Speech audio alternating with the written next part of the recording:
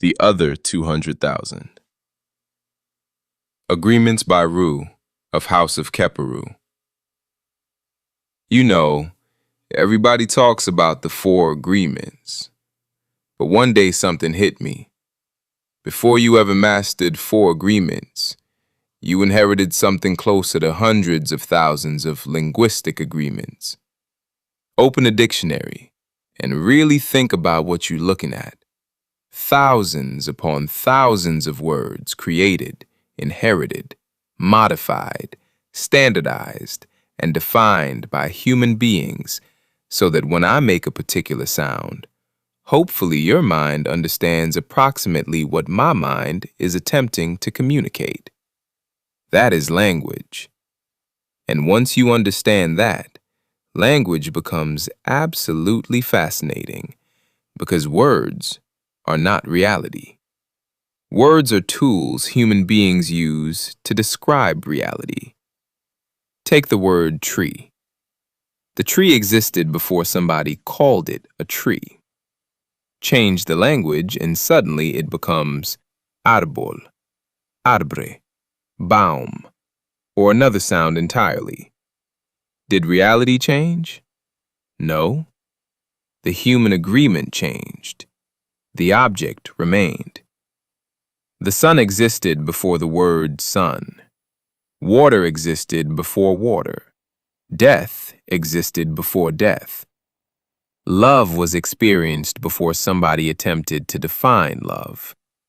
Gravity operated before humanity developed equations describing it. Reality does not wait for vocabulary. Vocabulary chases reality.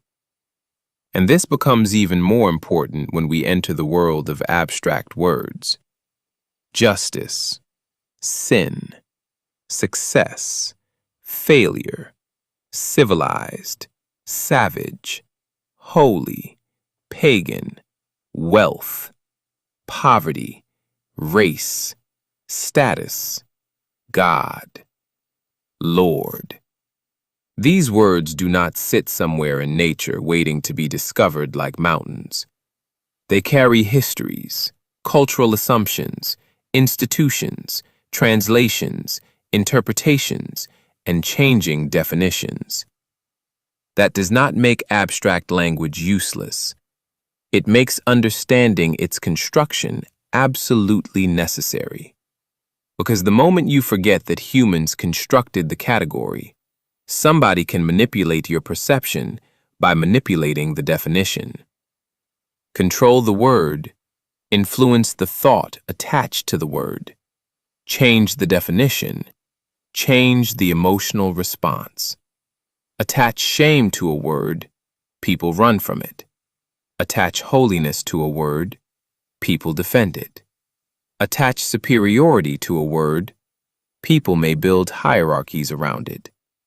Attach fear to a word, and eventually, you may not even need physical force because the word itself triggers the conditioned response.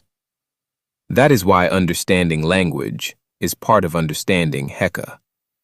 Speech can organize perception.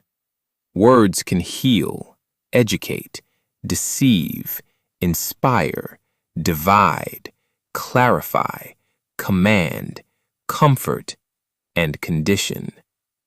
But the deepest student of Heka must understand something even greater than the power of words, the limitation of words. Never become so hypnotized by the symbol that you forget what the symbol was created to describe. Never become so devoted to the map that you stop looking at the territory. Never become so attached to the word that you reject reality when reality contradicts your definition. Think about a dictionary differently from this moment forward. A dictionary is not a catalog of reality's commandments.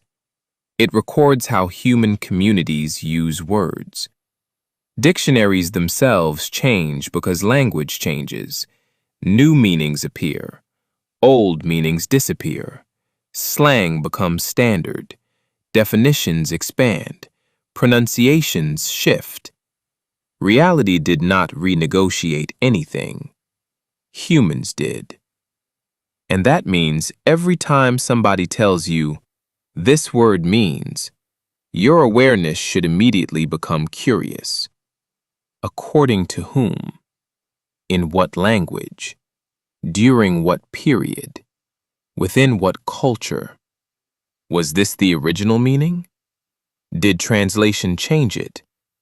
Did politics influence it? Did religion influence it? Did colonization influence it? What reality is this word actually attempting to describe? Those questions are not disrespect. Those questions are discernment. This is why translation becomes so important. Languages are not interchangeable codes where every word has a perfect equivalent waiting in another language. Languages carry culture.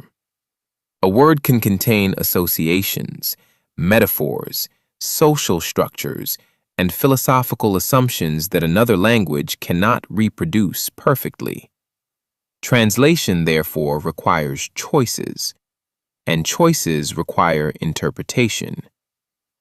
So imagine inheriting your deepest ideas about existence through words translated across languages, centuries, cultures, governments, institutions, and interpreters, and never investigating the words themselves.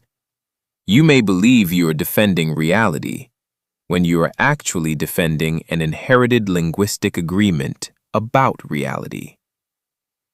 This is where Kheperu enters. Becoming requires the courage to examine your agreements, not automatically destroy them, examine them.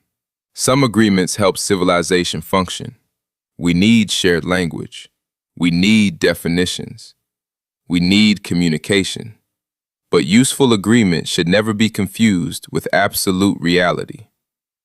The clock is an agreement. Time is occurring. Money is an agreement. Resources are real. Borders are agreements. Land is real. Names are agreements. Existence precedes them. Words are agreements. Reality precedes the dictionary. And once you understand this, something beautiful happens. You can finally use language without becoming imprisoned by language. You can pick up words like tools. Use the tool when it clarifies. Examine it when it confuses. Replace it when another word communicates better. Trace it when history has altered its meaning. And put the tool down entirely when direct observation teaches more than vocabulary ever could. Go outside. The sunrise does not require your definition. The seasons do not need your theology. The seed does not consult the dictionary before becoming the tree. The Nile did not need humanity to define water before it flowed. Ra did not wait for humanity to name the sun before light reached the earth. Reality demonstrates. Humanity describes. Never reverse that relationship. So perhaps we need more than 4 agreements. Perhaps we need awareness of the countless agreements already operating inside our vocabulary. The agreements inherited before we were old enough to question them. And Kheperu asks us to investigate them consciously. Learn the word. Learn its ren. Learn its history. Learn who defined it. Learn how the definition changed. Then look beyond the word and ask the question that matters most. What reality is this agreement trying to describe? Because the dictionary can tell you what humans agreed a word means, but reality never signed the agreement. The word is not the thing. The definition is not the phenomenon. The description is not existence. Use words. Master words. Wield Heka responsibly, but never worship the vocabulary. Reality was here first.